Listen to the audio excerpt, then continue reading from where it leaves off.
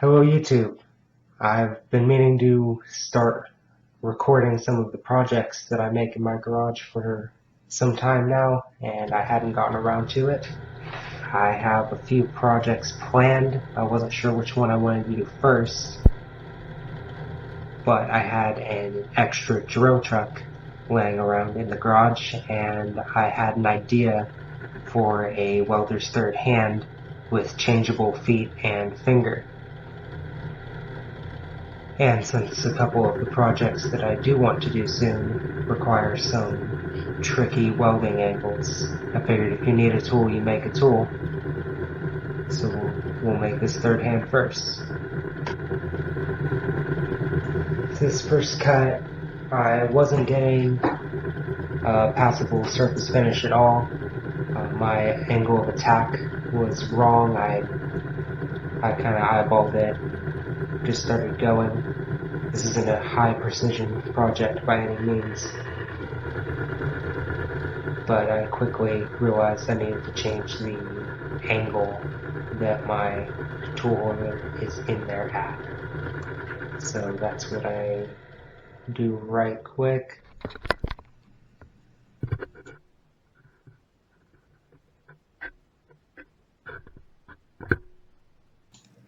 This is a piece of 1-inch diameter hot rolled steel. Came right off the rack at Tractor Supply. Turning about an inch of it just to clean up the OD, so that it becomes a body to weld the feet onto. I saw a similar project done, and I will put a link to that video in the description, but the person who did the first video welded the feet directly to the drill chuck. And while that is still a very versatile tool, I felt that having the ability to change from feet to maybe a roller to maybe a magnet, depending on my application, or even just longer feet, would be more versatile and not that difficult to accomplish. And I'm sure many people have done similar projects, but this is just how I am doing it. For these first few shots, I had my camera attached to the quick change tool post, trying to get a shot directly down at that insert. That turned out to be within the focal distance of the camera I was using, so it turned out to be out of focus. Here I'm just cleaning up that end face.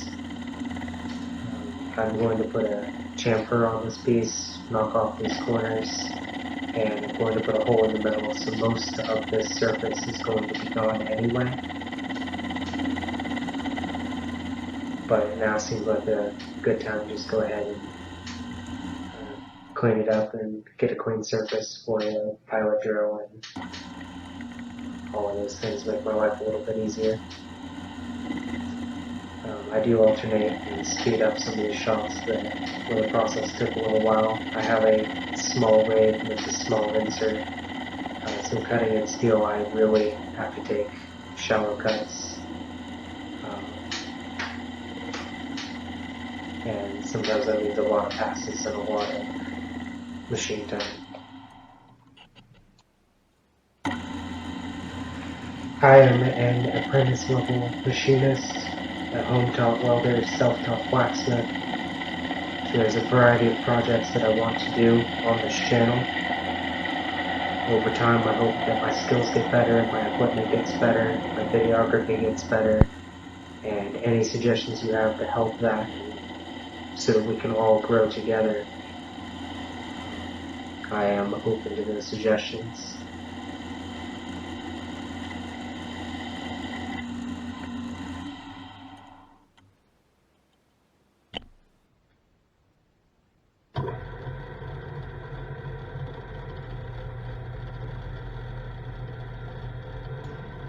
I'm just going to deburr this part of the file real quick before moving on. Now I've moved the camera a little bit away. It's a little harder to see now, but I am cutting the chamfer on the back side, running my lathe in reverse, going for, just eyeballing about 3/8 of an inch, 1/4 of an inch, somewhere in there of chamfer. And it's just decorative. Just kind of makes the transition between the head of the bolt and the body of the leg piece a little more attractive.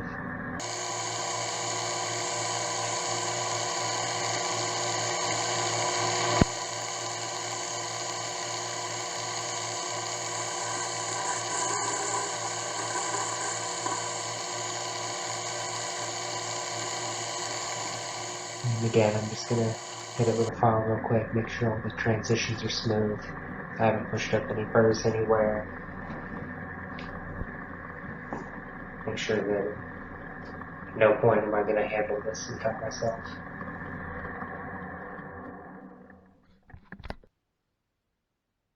Alright, so this is a little pilot drill. It's got a little starter tip on there to help it not wander.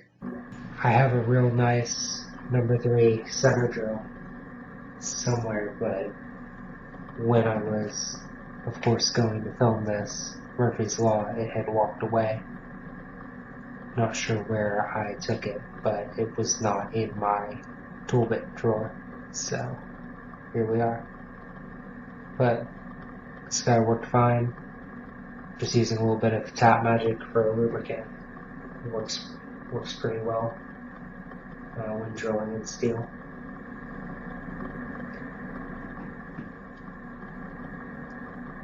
Right now, in order to change the speed of my lathe, I have to completely redo the belts, so I have the speed at a good midpoint where I can do most operations. Upgrade in the near future is a motor with an electric speed controller to bypass all of that. Now about right here, I started thinking I probably should have step drilled a little bit. Did a bit in between the pilot drill and this 1/2-inch drill. But it handled it just fine. It got through. Made a nice clean hole. Didn't seem to put too much wear on the bit, so it looks like we got away with it.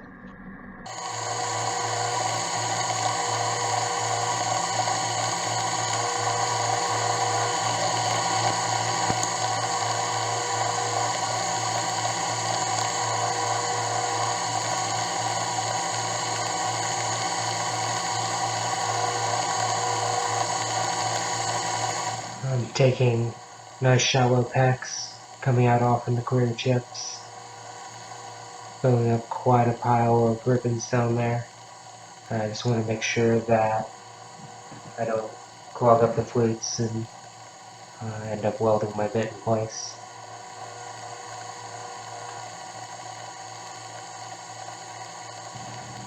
Now I have a couple of different part-off tools.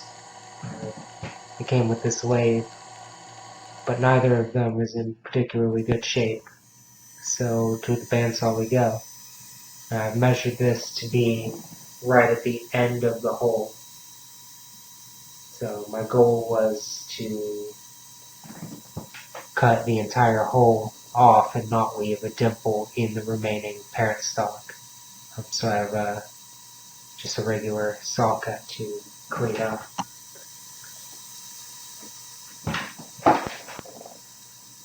And it turned out I measured that fairly well, because as I pull the camera around to try and show, it's difficult to kind of kind of show this, but you can actually see the saw blade in the hole, just barely cutting the tip where the web of the drill bit was. So you only see a tiny little bit of the bandsaw blade in there. I thought that was pretty neat. I wish I could say that was skill, but it was mostly luck.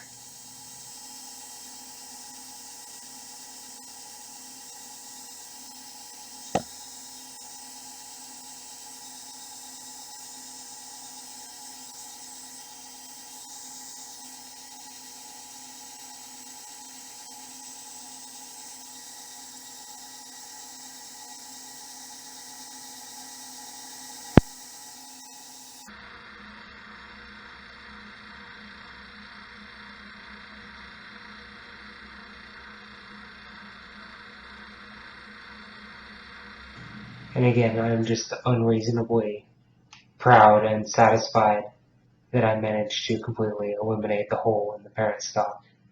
Now I'm just facing up that backside, cleaning up that saw cut, and then right after this, I actually ran that 1/2" drill bit in from this direction just to cut what was left of the lead end of the drill out of it, rather than to machine all of that off to try and keep as much length in the part as I could. But the footage of the drill bit,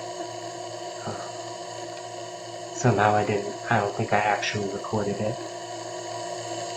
It's something to keep an eye on next time, I guess.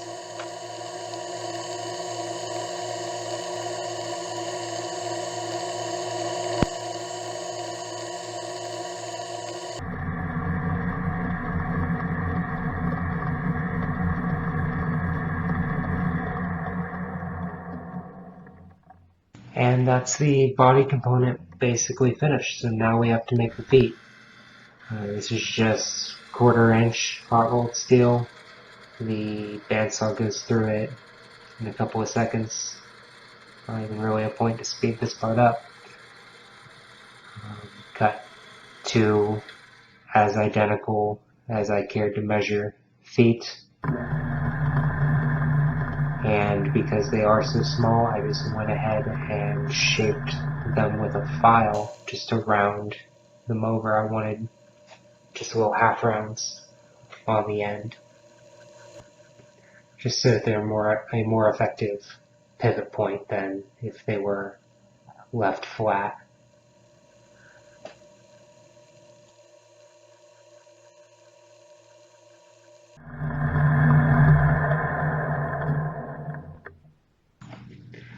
Yep, nice and round. Now we'll take it over to the bench grinder, and I'm just going to put a quick little flat on them just for indexing them to the body, increasing my surface area when I go to weld them in place. Normally, this is what I actually keep that spare drill chuck around for. It's handy for holding onto small pieces, for bringing over to a bench grinder, or holding onto small drill bits if I'm going to use my bench grinder to sharpen them. Just a handy little work holding device. And for some reason, because it was now a part of the project, I guess I felt like I couldn't use it the way I normally do, and I tried to hold on to these little guys, and they got hot pretty quick.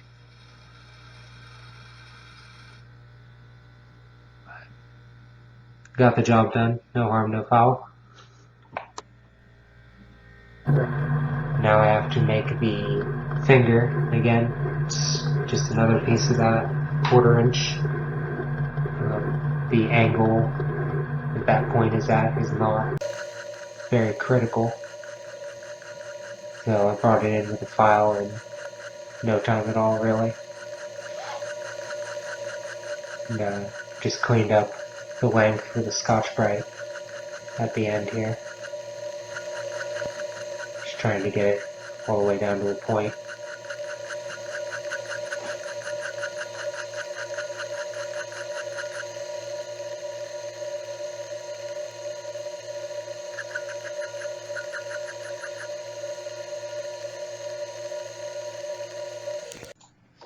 This is just the back end of that finger, because it's so small, and mostly because I had taken my entire compound off to have it out of the way when I drilled. I just went ahead and flattened this with a file and deburred it. So that's the finger. Now I'm going to bend it. I went about, 80 degrees or so of bend, so 100 degrees included angle there. And that's all the completed pieces. Top left is the drill chuck. It's left over from a drill I had that died. I tried to get a shot of the welding. I attached a face mask to the camera stand, but this is really all you can see is a dancing green light. Talking to people so far, it seems like I need to get much, much closer than I was if I want to see anything. So we'll see what I can come up with. Here is my welder and the settings in case you're into that kind of thing. I have it set to max 2. And now we're going to go ahead and assemble it. I cleaned up the welds a bit so that they look a little bit better. They're good welds under there. They're just not the prettiest. The wall thickness of that piece ended up being about a 1/4 inch once I put the 1/2 inch hole in it. So I thought it would weld to that bar a little bit easier, but turned out to have a little bit of trouble. Yeah, that's it assembled.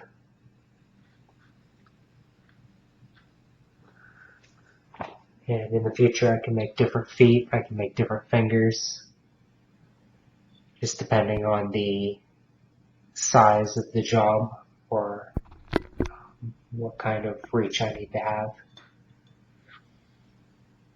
Maybe put one with a flat on the end or a little magnet. But yeah, thanks for watching. Be sure to leave a comment, let me know what I can do better. See you next time.